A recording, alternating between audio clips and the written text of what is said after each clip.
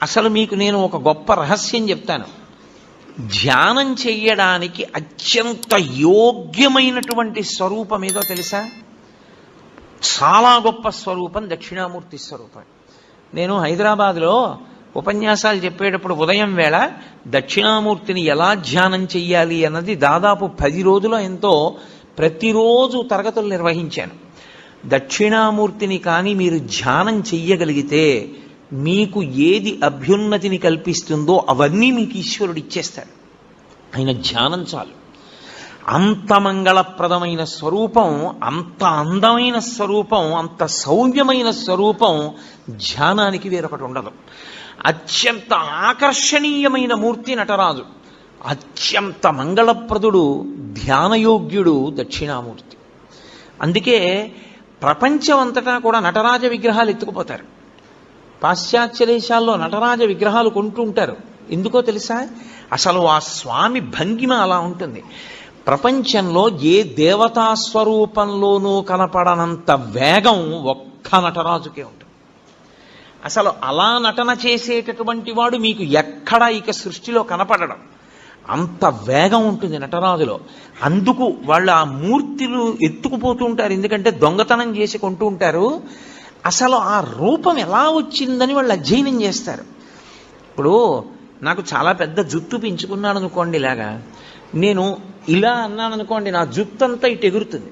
నేను అంతే వేగంగా ఇలా అన్నాను అనుకోండి, ఆ జుత్తు ఇటు ఎగురుతుంది. నేను ఇలా అన్న జుత్తు ఇటు పడే లోపల ఇలా అంటే మళ్ళీ ఇటు జుత్తు ఇటు, ఇటు జుత్తు ఇటు ఉండేటట్టుగా తలని అంత వేగంగా తిప్పుతున్నాను అనుకోండి, అంటే ఈ జుత్తు ఇటు పడదు, అసలు ఈ జుత్తు ఇటు పడదు. ఇది ఇటిలా లేచి ఉంటుంది, ఇటిలా లేచి ఉంటుంది. తలని నిలబెట్టి ఉంచలేదు, తిప్పుతున్నాను. అంత వేగంగా తిప్పుతున్నానంటే ఈ జుత్తు ఇటు పడడానికి కానీ ఈ జుత్తు ఇటు పడడానికి కానీ ఆస్కారం లేదు. ఇది ఇలా నిలబడిపోయి ఉంటాయి. అందుకే మీరు నటరాజస్వామి మూర్తిని చూస్తే ఇక్కడ కాదు, కాంచీపురంలో ఏకాంబరేశ్వర దేవాలయంలో ఉంటుంది మహానుభావుడి యొక్క దేవాలయం. మీరు అక్కడ చూడాలి. ఈ జుత్తు ఇలా ఉంటుంది, ఈ జుత్తు ఇలా ఉంటుంది. మీరు ఎప్పుడైనా నటరాజస్వామి మూర్తిని చూసి ఉంటారు, ఇంటికెళ్ళి మీ దగ్గర ఉంటే బాగా చూడండి. జుత్తు ఇలా ఉండదు, ఉండి కిరీటం పెట్టుకోడు, ఇది ఇటు ఎగురుతూ ఉంటుంది. అంటే నటరాజులో ఉన్నటువంటి వేగం, ఆ వేగం ఎక్కడిది అన్నదాన్ని ప్రయత్నం చేశారు. అసలు ఈ సృష్టిలో కదలికలలో ఉన్నటువంటి వేగాన్ని నటరాజులో చూపించారు.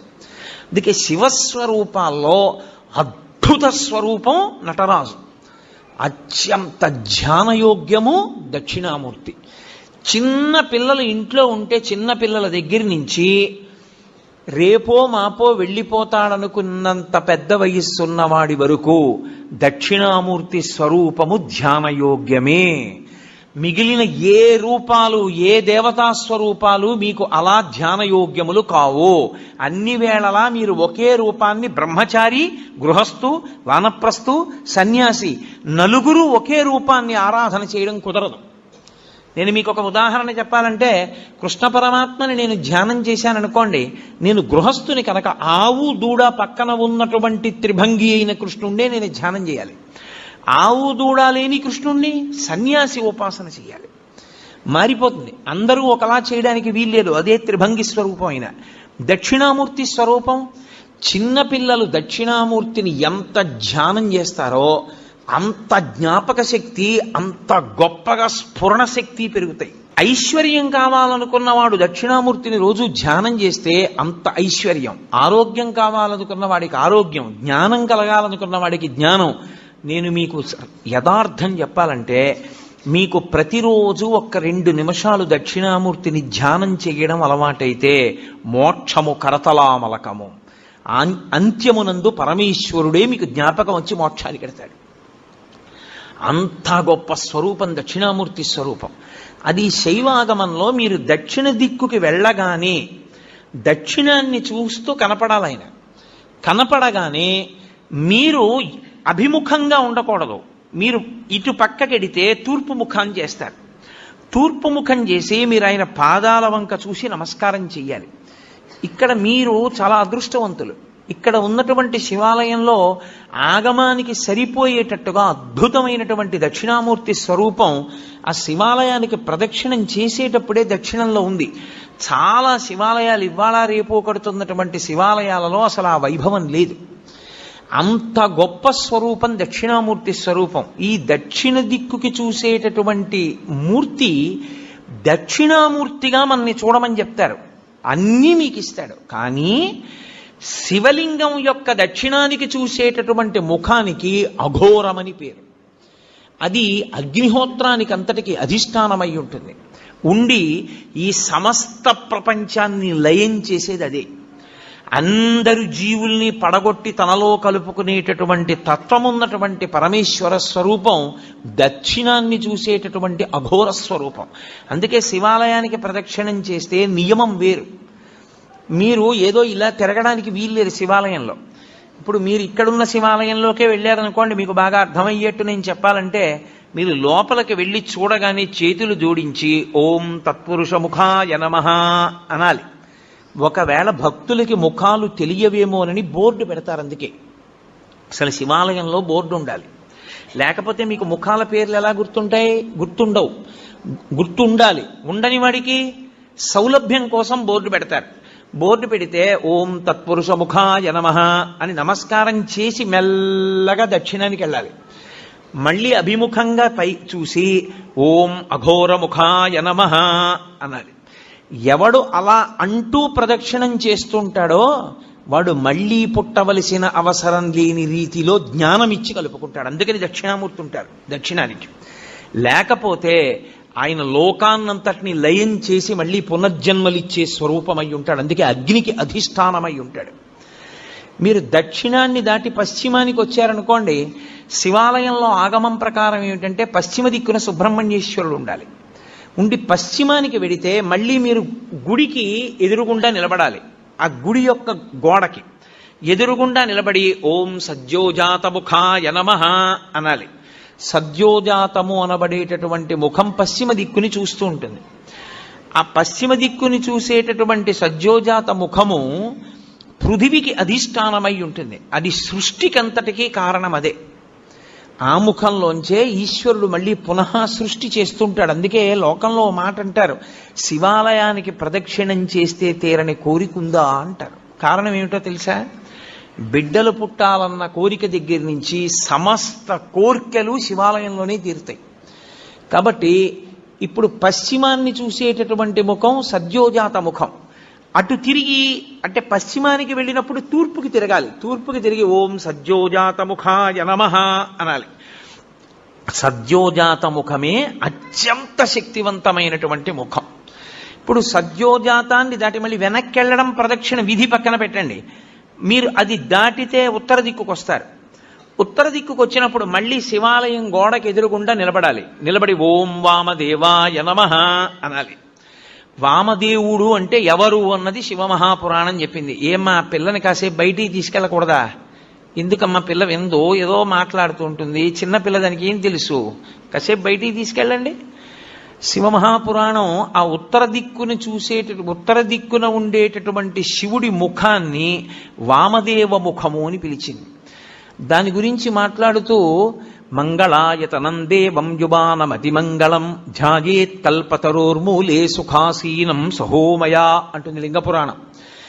ఆ ముఖము నీటి మీద అధిష్టానం కాబట్టి అది ఏం చేస్తూ ఉంటుందంటే సమస్త మంగళములను మీకు కృప చేసేటటువంటి ముఖమదే. యథార్థమునకు అదే విష్ణు స్వరూపం, అదే విష్ణువు. అందుకే శివాలయంలోకి వెడితే అందరికీ నమస్కారం అయిపోతుంది. ఓం వామదేవాయ నమః అని అన్నారనుకోండి, లేకపోతే ఓం వామదేవ ముఖాయ నమః అంటే అనారోగ్యం ఉండదు. అందుకే శివాలయంలో ప్రదక్షిణాలు చేయండి అని ఎందుకంటారో తెలుసా? మెల్లగా ప్రదక్షిణం చేసి ఉత్తరానికి వెళ్ళి నమస్కారం చేస్తే సమస్త అనారోగ్యములకు హేతు ఎక్కడుంటుందంటే ఈశ్వరుడు నీటి ద్వారా అనారోగ్యాన్ని ఇస్తాడు. అందుకే బ్రతుకుట అంటే నీటి వలననే, భోగము నశించుట నీటి వలననే, అనారోగ్యము నీటి వలననే. సంజీవనం సమస్తస్య జగత సలిలాత్మిక భవ ఇత్యుచ్యతే మూర్తిర్భవస్య పరమాత్మనః అంటుంది లింగపురాణం. నీటి మీద ఆయన అధిష్టానం. మీకు అందుకే ఏదైనా ఊరు వెళ్ళారనుకోండి, నాకు అక్కడ కూర పడలేదండి అన్నావు, నాకు ఆ నీళ్లు పడలేదండి అంటాడు. అనారోగ్యమునకు కారణము నీరే, మనిషి పడిపోవడానికి కారణము నీరే. నీరు అంత శక్తివంతం. నీటి మీద అధిష్టానమై ఆయన ఉత్తరాన్ని చూస్తూ ఉంటాడు. ఆ ముఖానికి ప్రతిరోజు మీరు గోడవంక చూసి ఓం వామదేవ ముఖాయ నమః అన్నారనుకోండి, ఆయన మీకు ఏకకాలమునందు మూడిటిని కృప చేస్తాడు. ఒకటి, మీకు ఏదుందో దాన్ని ఉంచుతాడు, అది పాడైపోకుండా కాపాడతాడు. రెండవది, మీకు ఉత్తరోత్తరాభివృద్ధిని ఆయనే కల్పిస్తాడు. ఉత్తరోత్తర మీరు సంతోషంగా ఉండడానికి కావలసిన సమస్త అభివృద్ధి ఆ ముఖంలోంచే వస్తుంది. మూడు, వచ్చినటువంటి భోగస్థానములను మీరు అనుభవించడానికి వీలుగా దేహారోగ్యం ఉంచుతాడు. ఈ మూడు ఇంగ్లీష్లో సస్టినెన్స్ అంటారు, స్థితి ఉంచుట. ఈ పదంలోకి వెళ్ళేటటువంటి సమస్తమైనవి కూడా వామదేవ ముఖంలోకే వెళ్ళిపోతాయి. వామదేవ ముఖంతో ఉన్న మూర్తిని పూర్తిగా చూడాలంటే మీరు పశుపతినాథ్ దేవాలయం ఎదురుగుండా ఉన్న గోడ పైన ఉన్నటువంటి శిఖరం దగ్గర చూడాలి. శివమహాపురాణంలో ఎలా చెప్పారో అలాగే కల్పవృక్షం కింద కూర్చుని ఎడమతొడ మీద పార్వతీదేవిని పెట్టుకుని ఎంత సంతోషంగానో, ఎంత నవ్వుతూ ఉంటాడో. పరమశివుడు అంత ప్రసన్నుడై అంత నవ్వుతూ మీకు కనపడ్డం. వామదేవ ముఖంతో ఉండేటటువంటి పరమేశ్వరుడు అంత ప్రహృష్టవదనంతో ఉంటాడు. వెళ్ళి ఓం వామదేవ ముఖాయ నమః అంటూ ఉంటే చాలు, ఆయన ఎంతో ప్రీతి చెందుతాడు. తూర్పు ముఖాన్ని అలా ఉంచండి. 5వ ముఖం పైకి ఉందే, దాన్ని ప్రదక్షిణం పూర్తి చేసేటప్పుడు చూడాలి. మీ ప్రదక్షిణం పూర్తయిపోయాక శివాలయంలో లింగాన్ని చూసి బయటికి వచ్చేయకూడదు. ఒకసారి మీరు అక్కడే నిలబడి పైకి చూడాలి. ఇలాగా చూసి ఓం ఈశానముఖాయ నమః అనాలి. దానికి పేరు ఈశానము అని పేరు 5వ తలకాయకి. అది ఆకాశానికి అంతటికీ అధిష్టానమై ఉంటుంది. అదే మోక్షకారకం.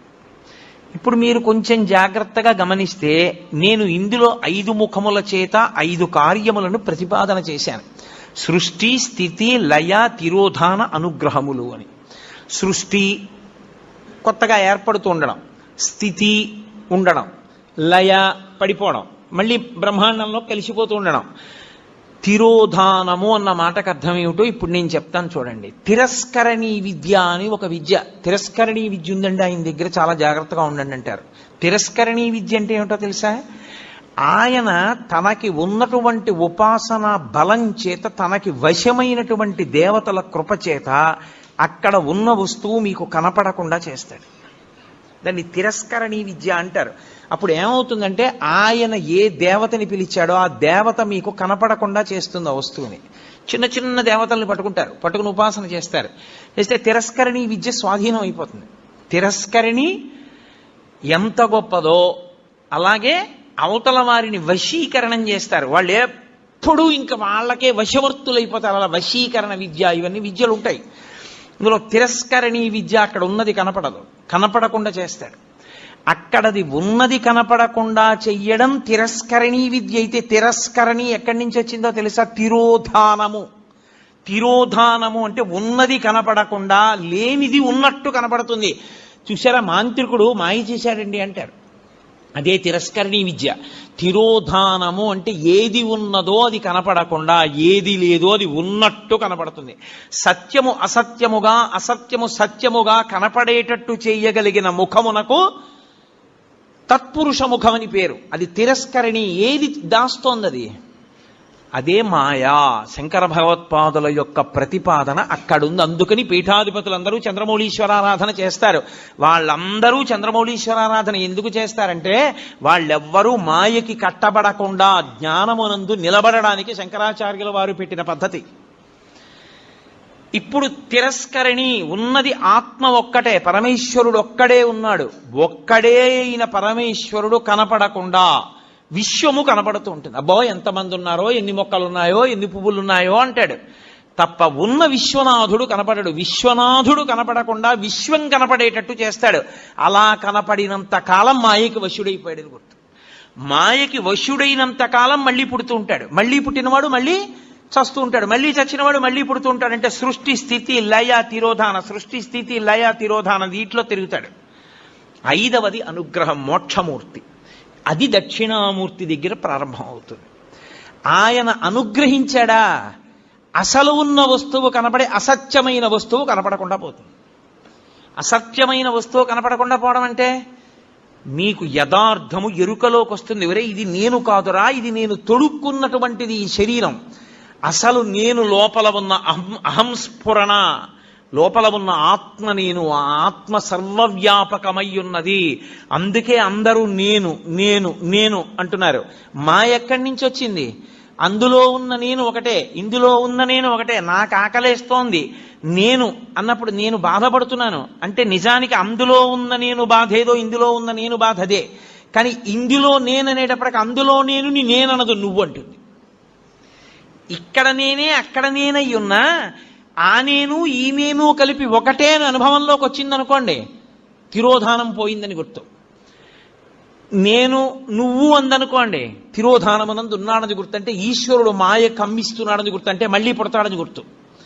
ఈశ్వరుడిది తీసేసి జ్ఞానం ఇచ్చేశాడు, అద్వైత భావన యందు నిలబడిపోతాడు. రెండవ వస్తువు లేదు, ఉన్నదొక్క పరమేశ్వరుడే. ఎరుకలోకి వచ్చేస్తుంది. ఆ ఎరుకలోకి వచ్చిందా మోక్షము. ఐదవ ముఖం మోక్షాన్ని ఇస్తుంది, ఊర్ధ్వముఖం. అందుకే శివలింగానికి మాత్రమే పృష్ఠభాగంలో కూర్చుని పూజ చెయ్యకూడదన్న నియమం లేదు. ఇప్పుడు మీరు రామాలయంలోకి వెళ్ళారనుకోండి, రామాలయంలో ఎదురుగుండా కూర్చుని పూజ చేస్తారు, అంటే పక్కకు కూర్చుని పూజ చేస్తారు. అంతేగాని రామాలయంలో వెనకాతల కూర్చుని పూజ చేస్తానండి అంటే అది శాస్త్రీయం కాదు, అలా చేయకూడదు. శివలింగానికి ముందు కూర్చోవచ్చు, పక్కన కూర్చోవచ్చు, వెనక్కి కూర్చోవచ్చు, పైన పొయ్యొచ్చు. ఎందుకని? అన్ని ముఖాలే, ఐదు వైపులా ముఖాలే. ఏ ముఖం మించి నీళ్లు జారినా మీకో ఫలితం ఉంటుంది. ఎటు నుంచి నీళ్లు జారనివ్వండి, అది మీకు వెంటనే ఒక ఫలితాన్ని ఇచ్చేస్తుంది. అందుకే పైన పోస్తారు, అన్ని ముఖాల మించి జారుతాయి. ఇప్పుడు శివాభిషేక తీర్థాన్ని తొక్కకూడదు. అది కాని తొక్కాడా ఉత్తర క్షణం పూర్వజన్మలలో చేసుకున్నటువంటి పుణ్యము నశించిపోతుంది. మరి ఎలా, ఎవరు చేస్తారు అభిషేకం? అందుకే ఒక్కరికి మాత్రమే అధికారం ఇచ్చి ఆయన్ని శివస్వరూపంగా గుర్తిస్తారు. గుర్తించి ఆయనకి దీక్ష ఇచ్చి ఎవరు ఆ ప్రత్యేకమైన దీక్ష యందు ఉంటాడో వాడికొక్కడికే అభిషేకం చేసేటటువంటి అధికారం ఉంటుంది.